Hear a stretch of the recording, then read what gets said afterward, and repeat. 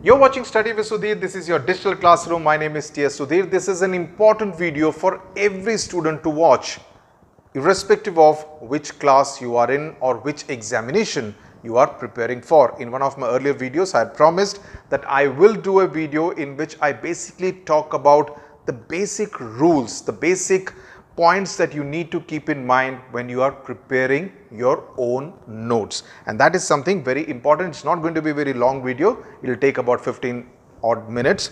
So take out that time in order to understand how to make your own notes instead of just borrowing it from one of your seniors. But before I start, let me ask you a question. Let's assume two students have studied the same chapter, and just for the sake of an example, let's say ICSE Class 10 English Literature Treasure Trove, A Horse and Two Goats by R.K. Narayan. Okay, I'm just taking it as a random example, right?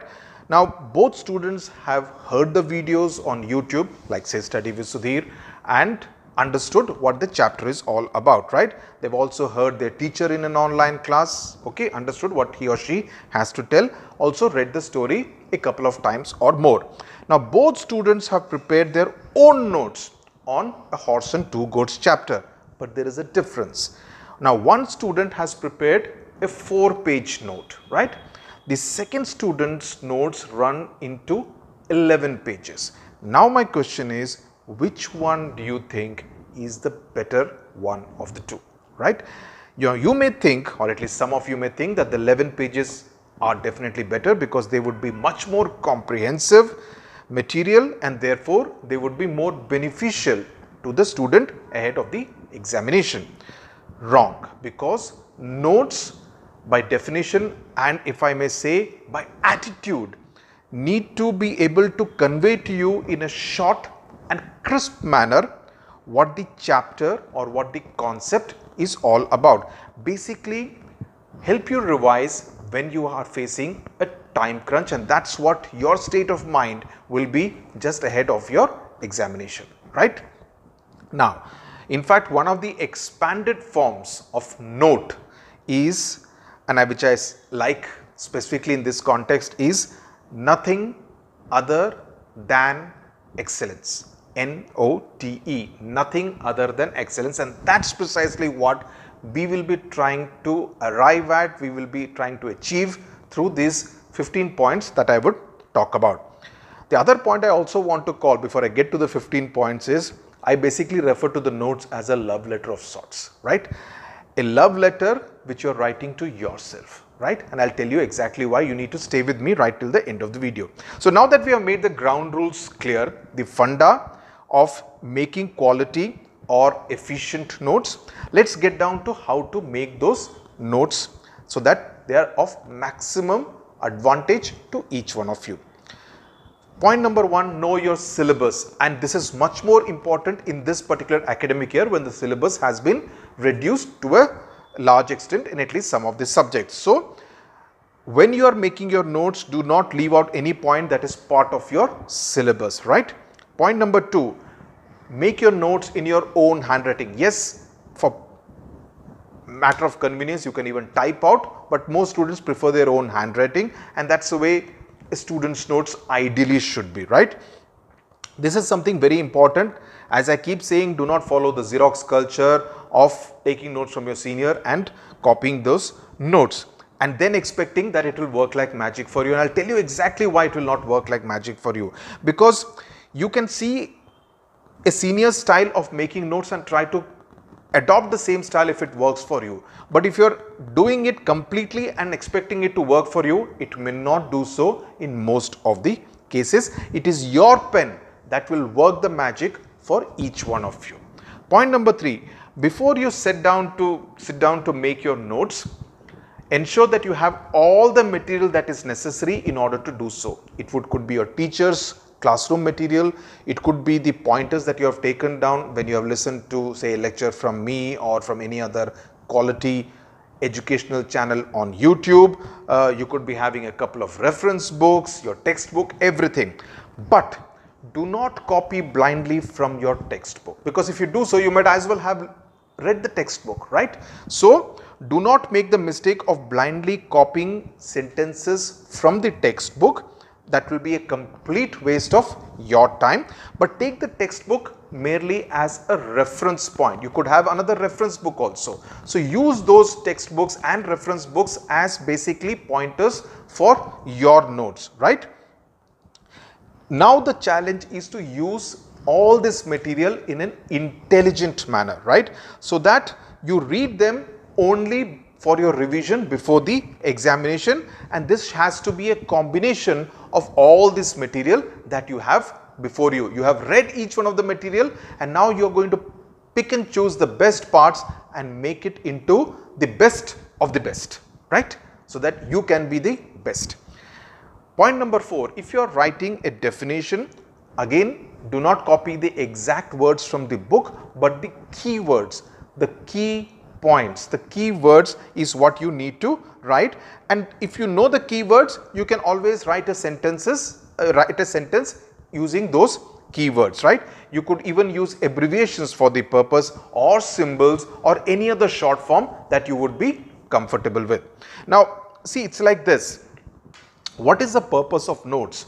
The purpose of notes is almost like sending a message to your mind or brain, right?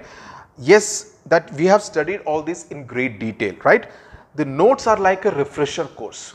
The notes are like a refresher course, almost like a refreshing energy drink that will kind of send a message to your brain that you remember all these things like this. Okay, so the more refreshing sounding your notes are and the less cumbersome your notes are, the more positive and better effect the notes will have on you, right? It's like the notes are basically telling the story of a movie in a crisp manner in about 3 minutes, a 3-hour long movie, a 180 minutes or a 120-minute long movie being told in about 3 to 5 minutes. That is what your notes need to do for you in a crisp, smart manner, telling you the story. It's like when a director goes to an actor to give him a narration, to kind of pitch the story, saying that, you know, I have this story, I have this role for you, and ye to tumhari life badal dega, you know, that kind of a role to excite the actor to accept that role. So your notes also have to do the same to you, to your psyche, to your personality. In order to kind of make you remember all that you have already read in great detail, the notes have to just kind of refresh your memory. Point number 5, use of concept maps. Now this is very important, and I strongly recommend that each one of you should actually do that. Now what is essentially concept map? Now concept maps are an important ingredient of intelligent note making, right?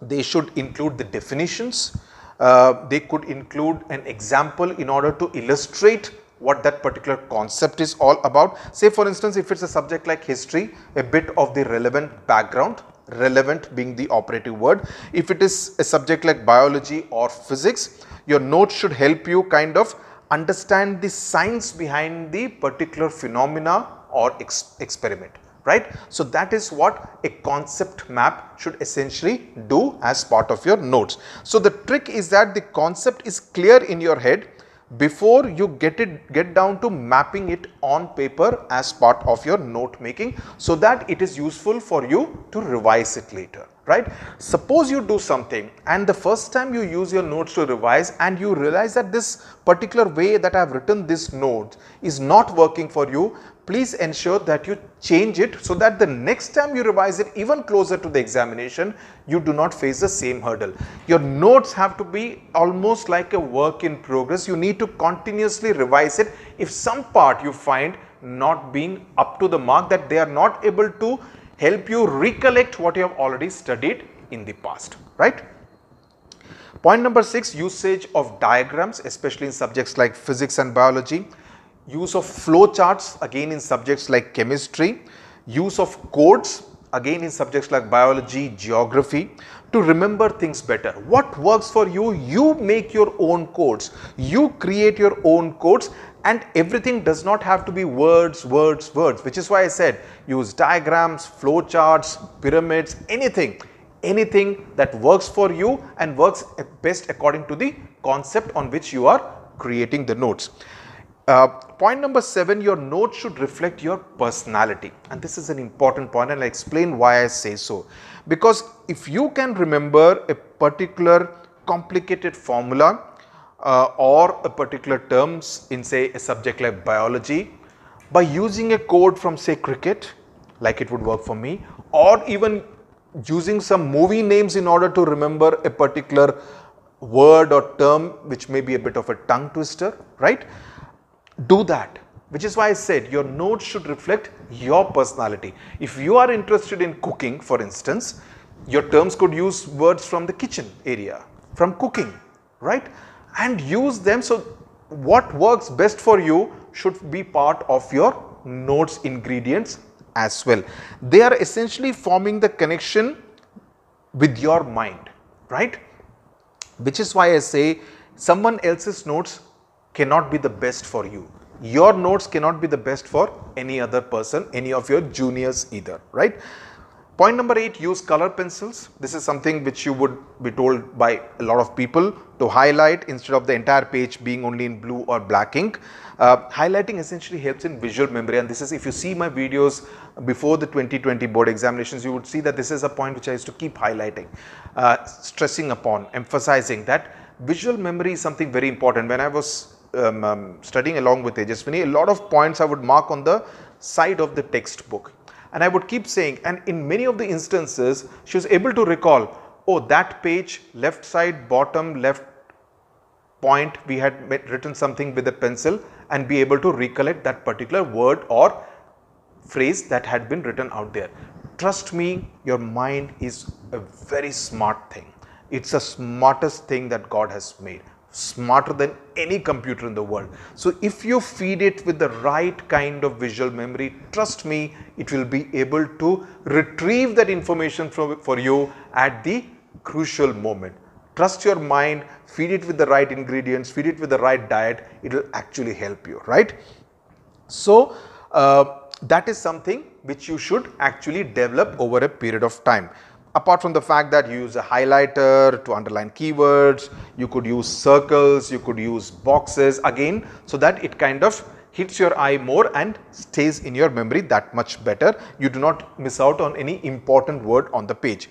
Point number 9, see, the whole idea of making notes is that when you are reading the notes, it should be as good as reading the textbook or seeing a video on any of the channels that you have seen before. So that is something which is very, very important. So it is imperative that you include relevant examples, illustrations in your notes for you to connect better with the concept which has been taught as part of that particular chapter, and this is particularly relevant for the science subjects, and to an extent I would say even a subject like geography. Now let's come to some subject specifics, because each subject also calls for a different kind of detailing. Let's start with mathematics. Please ensure that you have all the formulae written down in a neat manner, and if you have been taught any tricks or shortcut methods in order to get the calculations done fast, please ensure that they are part of your notes at the relevant place. Very important as far as mathematics is concerned. In a subject like history, prepare notes on how you will remember the specifics, right? For instance, the causes for the revolt of 1857. What happened then? Now, you do not need to write down the entire details. You need to write down the key points with which you should be able to recall what is the entire detailing like.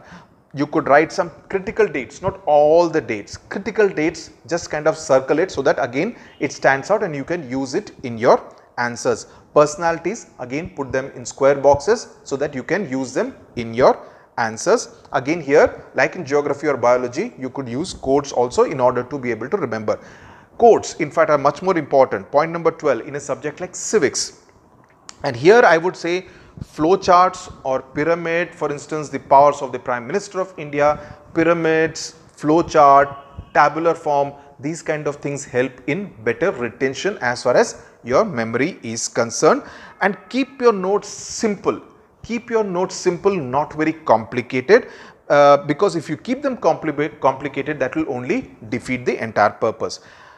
Point number 13, when it comes to English literature, now ensure that you write the keywords of every poem and story. There is an entire video on usage of keywords as far as English literature is concerned.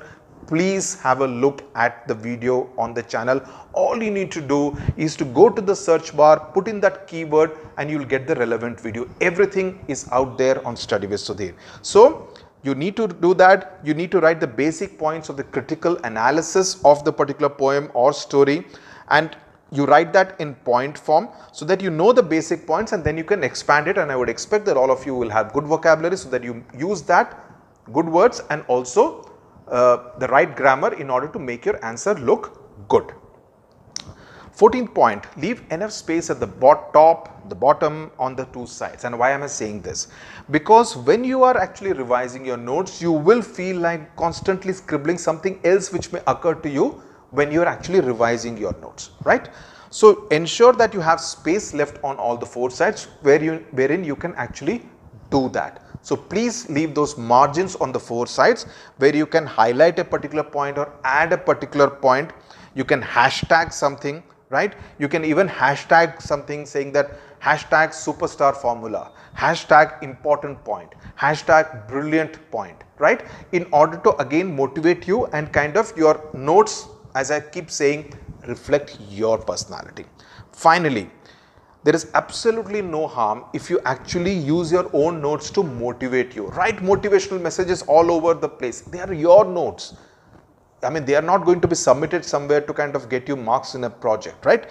So you can write notes, say for instance, Sudhir, do not forget this point. Yeah, Sudhir, always remember this. Motivate yourself by using your own name so that it's almost like your notes are speaking to you, right? Use that. Use that. Almost treat your notes as another person who is your comrade in this entire exercise of achieving academic distinction, right? So you could do that, or you could write things like, let's crack it, or one of the phrases that I keep reading, phod denge, right? Something like that, right? So as I said right at the beginning, your notes are like a love letter written to yourself, right? The better the quality of your love letter, the better chances of you succeeding academically. So remember, at the end of the day, your notes are your passport to academic success, which is why, as I said right at the beginning, the expanded form of note has to be nothing other than excellence, right? So on that note, thank you very much for watching. Please share this video with whoever you think will actually be benefited as a result of the video, and also hopefully thank you for actually having shared the video with him or her. Thank you very much for watching.